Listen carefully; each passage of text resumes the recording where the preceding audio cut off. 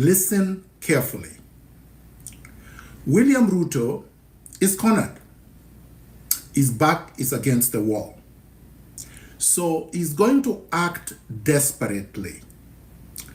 He's going to act desperately because he wants to cling to power. Now, we have to come up with strategies to defeat William Ruto in the most efficient, effective, and shortest possible time. So what do we need to do?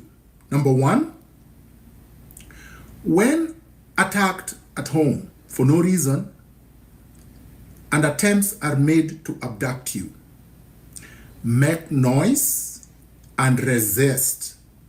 Let members of the neighborhood come to your aid and repulse the goons. Abductions are illegal under the Constitution. Arrests, normal arrests in the regular manner, are legal, but only if they have a basis. You have a right to resist. You have a right to self-defense. So that's number one. Don't run away. Don't cower. Don't put your tail between your legs and simply go like a cow ready for slaughter.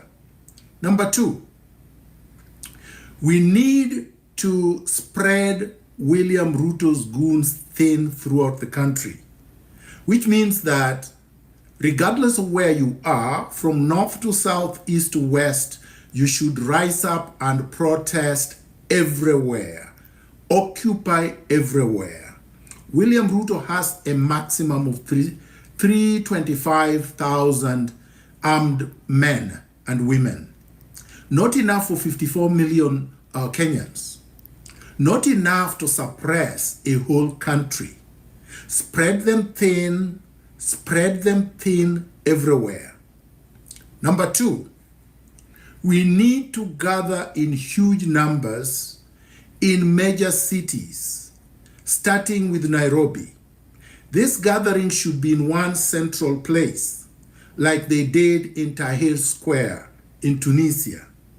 And you need to make it one huge cavalcade with lots of people, 1 million plus. When you do that, and you do that consistently, and you do not disperse, and you stay there day after day, within 6 days, William Ruto will be no more. His forces will be gone. The international community will abandon him. The press that he is currently also brutalizing. For instance, I express my heartfelt condolences and also sympathies to those that William Ruto brutalized today and the journalists that he shot in Nakuru today. The media must rise up against William Ruto because he turned his guns against the media as much as he turned his guns against the civilians. The international community eventually, regardless of their location, will rise up against him because they don't want to be in the bad books of Kenyans. Number 5, I call upon the legal profession because I'm a lawyer, I'm an advocate of the High Court of Kenya, and I practice law as a barrister and solicitor in Canada. The lawyers who are patriotic must rise up against William Ruto. Turn up in large numbers in your gowns and march, draped in Kenyan flags. Let the world see that William Ruto is going to treat the Kenyan flag as contraband, as a criminal garment. Let us expose William Ruto's autocratic, tyrannical DNA to the entire world. Let us expose William Ruto to the media, the international media, including the Githeri media in Kenya. Let us make sure that we expose William Ruto, we resist him, and we protest against him gallantly. Within 6 days of consistent daily protests, William Ruto will fall. The problem that I've seen with the current protests is that they're like flash floods. We do them one day, and then we allow him time to go and recuperate and rearm and stock his ammunition and hire more goons. We should not give him respite. We should not give him a breathing space. William Ruto has crossed the Rubicon. He has crossed the red line. He's reached a point of no return. He must fall, and he must fall now.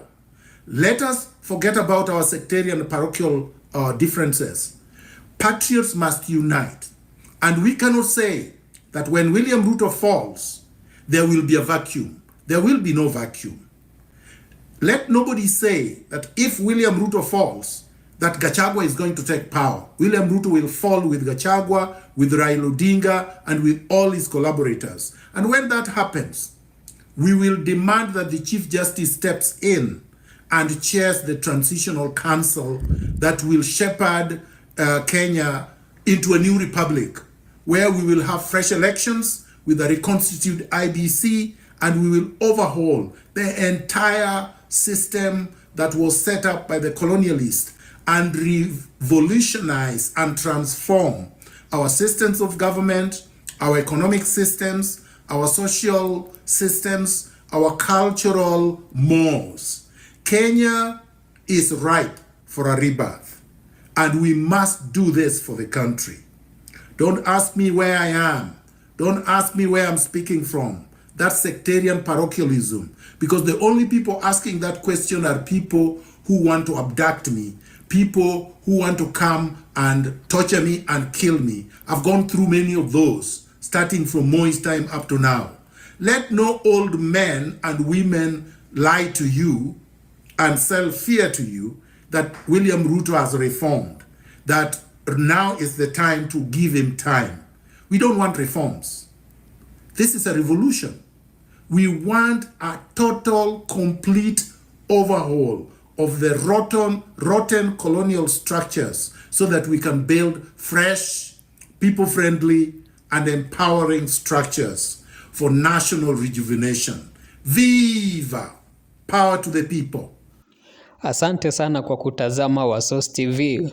Huyo amekuwa ni mwanaharakati Miguna akijaribu tu kupea wale majenzis tactics za handle William Samoei Ruto. Sijui una maoni gani kuhusiana na Miguna? Kama uko na maoni niachie hapo kwenye comment section. Kama hujasubscribe kwa Wasos TV, na kuomba uweze kufanya hivyo, na nitakuwa nashukuru kwa sana. Kuwa na usiku njema. Asanteni sana. Subscribe Wasos TV.